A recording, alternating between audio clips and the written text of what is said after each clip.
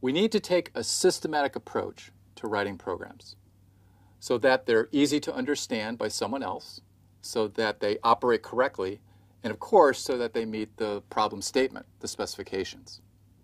And that's the subject of this module.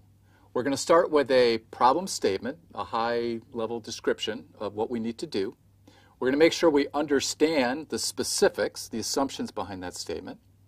And then we're going to go through a series of refinement steps. We start with this high-level statement, and we break this down into subtasks, and then to further subtasks, and continually do this refinement until we're at the point where it's easy to just write out the machine code.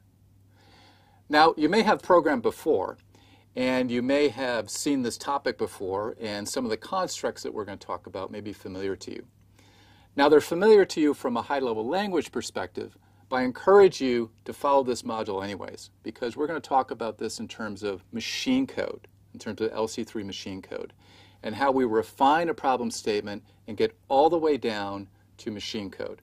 So you're going to see the constructs that you may be familiar with, such as conditional or iterative, or maybe you haven't seen these before, and that's just fine. But if you have seen those before, you've seen them in a high-level language.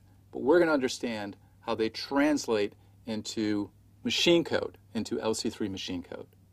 So we'll start with a problem statement. We'll go through a series of refinements. And the problem that we're going to have is something that we've already seen, which is our character count program. But now we're going to see how we take this and we get down to the zeros and ones of a machine code program. So let's get into it.